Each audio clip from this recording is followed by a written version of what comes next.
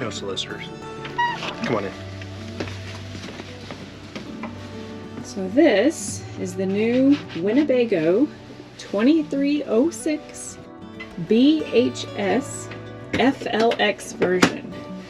So we haven't seen a lot of these. This is a year... This is the 22 model. That's right, year 2022. So we figured we'd do a quick little video just to highlight what the inside looks like.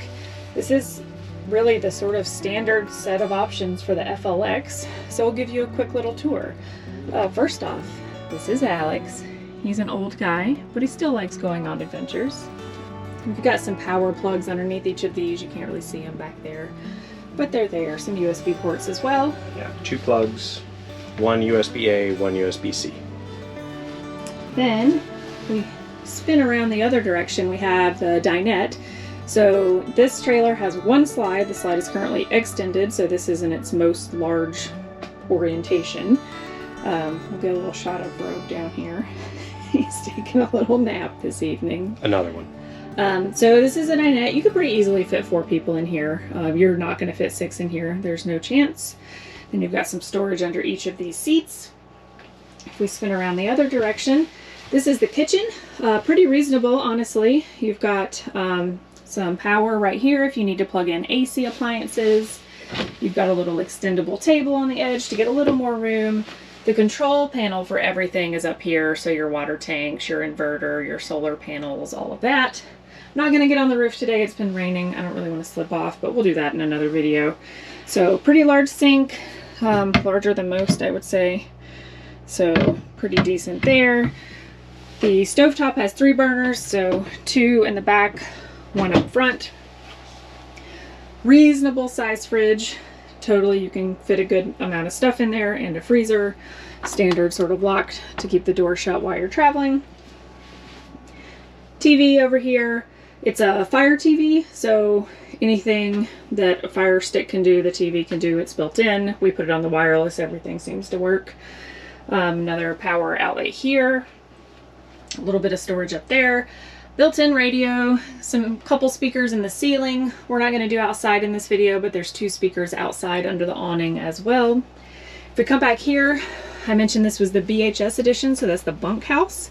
So we've got 2 bunks along with storage underneath. So I actually slept in the bottom bunk last night to check it out. It was actually a lot more comfortable than I expected. So completely reasonable for a... Considering this is not like super thick, right? Yeah. A couple of inches maybe. So I'm 5'5", totally easy for me to sleep in there. I think if you're up to, 5'10", you're probably going to be okay, but after that, you're probably going to be hitting your head. We're just using the top one for storage right now, so that's Alex's cat carrier and some random Rogue stuff. Then into the bathroom. Let me spin around here and get the light on for you guys. So again, standard features. This is a dry bath, so that's great. It is not a wet bath. Normal toilet, a couple storage things, some built-in hooks. So we actually have used the shower today, so our towels are drying, along with some of our, floor mats and such. So shower, it has the water miser system, so you can let the water heat up while not wasting the water. Pro tip we learned, the floor is really, really slippery, especially when you're trying to save water. So we immediately went out and bought a shower mat so that we did not slip and die. Then standard bathroom vanity, a little bit of storage, power if you need to run hair dryers or things like that. And then standard little vanity mirror, and we're putting command hooks everywhere. So command hook for our towel, that's what we got going there. We got our little toothbrushes stored. So really reasonable size bathroom, especially for the size of this trailer. And you might want to show them the vent hoods real quick. Oh, good call. So one of the #1 concerns in a trailer is going to be humidity. So there is a vent in the bathroom that you can open and then turn on the fan. And then secondarily, we'll spin slow here, try to not get anyone motion sick. There is also a vent out here in the middle.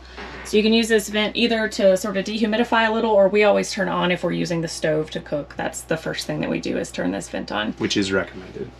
Then a couple other things I'll point out is there is no normal oven in this unit, but there is a convection microwave oven. So anything that you can cook in an oven, as long as you're on shore power, you can use this convection microwave to do most of that as well. You can use it off shore power as well, but might go through your batteries pretty quick. You know, you get to choose air conditioning or the microwave. And then finally, this is the Truma control panel. So we haven't set the time. It is not actually 4:50 in the morning. But this little guy knows pretty much everything about the trailer. It controls the heater, it controls the air conditioning, it controls the water heater, and if anything isn't talking properly, or if it thinks you're out of propane or anything like that, it'll just throw a warning up on the system. You can look at that in your handy manual and it will tell you exactly what the problem is. So far that's been working really great. So I think that's it for the main points of this unit. Hopefully that's helpful for anyone thinking about getting this particular unit. If you have any questions, feel free to drop them in the comment box below. Thanks.